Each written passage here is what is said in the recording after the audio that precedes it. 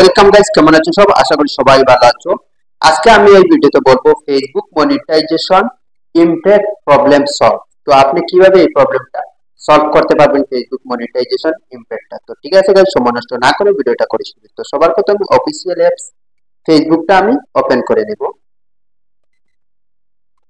ফেসবুকে টাচ করে নেব। ফেসবুকে টাচ করে নেওয়ার পর আপনারা এখানে দেখতে পাচ্ছেন থ্রি ডট নামে একটি অপশন শো হচ্ছে। আমার প্রোফাইল, এখানে প্রোফাইল আইকনে আমি টাচ করে নেব। প্রোফাইল আইকনে টাচ করে নেওয়ার পর এখানে আপনারা দেখতে পাচ্ছেন প্রফেশনাল ড্যাশবোর্ড নামে একটি অপশন শো হচ্ছে। এখানে আবার ক্লিক করে নেব।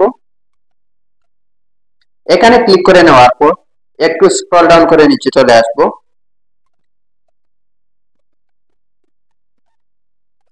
একটু স্ক্রল ডাউন করে নিচে চলে আসার পর আপনারা এখানে দেখতে পাচ্ছেন হেল্প সেন্টারের নিচে মনিটাইজেশন নামে একটি অপশন আপনারা দেখতে পাচ্ছেন এখানে শো হচ্ছে।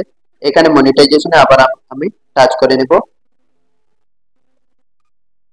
মনিটাইজেশনে টাচ করে নেওয়ার পর উপরে আপনারা দেখতে পাচ্ছেন মনিটাইজেশন স্ট্যাটাস। তারপরে আপনারা নিচে দেখতে পাচ্ছেন due to policy violation your availability to earn is limit or restricted. তো এখানে আমার আর্নিং এ কি বলছে, আমার ওটা রিস্ট্রিক্টেড হয়ে গেছে, তার ওটা আমার আর্নিংটা হবে না। আমি অন্যের কোনো কিছু সেক্সুয়াল কন্টেন্ট আপলোড করছি, আপনারা এটা বুঝতে। তো আমি কি করব, এখানে ভিউএস যেটি আপনারা দেখতে পাচ্ছেন এখানে ভিউএস এ আমি টাচ করে নেব। ভিউএস এ টাচ করে নেওয়ার পর আমি যে ভিডিওটি আপলোড করেছি এখানে সেই ভিডিওটি এখানে দেখতে পাচ্ছেন আপনারা নিচে শো হচ্ছে। কারণ ওই ভিডিওটা ফেসবুকের জন্য লিগ্যাল না, ওটা ইনলিগ্যাল। এখানে দেখতে পাচ্ছেন একটি অ্যাক্সিডেন্ট হয়েছে, তো আপনারা নিজেই জানেন কলকাতায় একটা মেয়েকে রেপিং করেছে ডক্টর মৌমিতা দেবনাথ। তো তার জন্য আমি ওর ভিডিওটা আপলোড করেছিলাম আমি গতকালকে।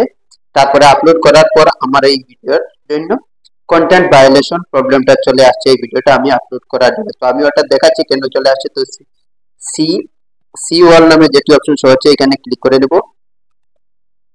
এখানে ক্লিক করে নেওয়ার পর এখানে দেখতে পাবেন আপনারা অলরেডি ইস্যুটা চলে আসছে এখানে।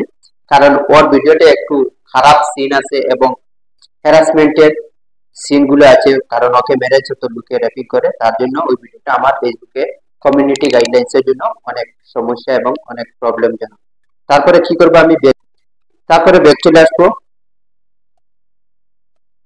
তারপরে আমি ব্যাক চলে আসবো। ব্যাক চলে আসার পর আমার কি করতে হবে, আমার ওই ভিডিওটা ফেসবুক থেকে ডিলিট করতে হবে, না হলে আমার মনিটাইজেশন স্ট্যাটাস যেটা আছে মনিটাইজেশন ইমপ্যাক্ট সেটা আমার সলভ হবে না। তো আমি কি করব, ওই ভিডিওটা ফেসবুক থেকে ডিলিট করে নিব, রিলসটা আমি আপলোড করেছি যেটি। তো আমি ব্যাক চলে আসবো। ব্যাক চলে আসার পর আমার আইডিতে চলে যাব। আইডিতে চলে যাওয়ার পর একটু স্ক্রল ডাউন করে নিচে চলে, তারপরে মোর নামে যেটি অপশন দেখতে পাচ্ছেন এখানে আবার ক্লিক করে নেব। এখানে ক্লিক করে নেওয়ার পর ভিডিওসে আবার ক্লিক করে নেব। ভিডিওসে ক্লিক করে নেওয়ার পর এখান থেকে আমি ভিডিওটি ডিলিট করে নেব। এখানে ভিডিওতে টাচ করে নেব। ভিডিওতে টাচ করে নেওয়ার পর এখানে আপনারা দেখতে পাচ্ছেন থ্রি ডট নামে যেটি অপশন শো হচ্ছে এখানে থ্রি ডটে আবার ক্লিক করে নেব। থ্রি ডটে ক্লিক করে নেওয়ার পর এখানে ডিলিট নামে যেটি অপশন শো হচ্ছে এখানে ডিলিটটি আবার আমি টাচ করে নেব। টাচ করে নেওয়ার পর এখান থেকে আমি ভিডিওটা ডিলিট করে নেব, কারণ ওই ভিডিওটা যদি থাকে আমার ফেসবুকে অনেক সমস্যা হয়ে যাবে। ডিলিট করে নেওয়ার পর আবার ব্যাক চলে আসবো। ব্যাক চলে আসার পর আবার চলে যাব ফেসবুকে, আবার প্রফেশনাল ড্যাশবোর্ডে চলে যাব।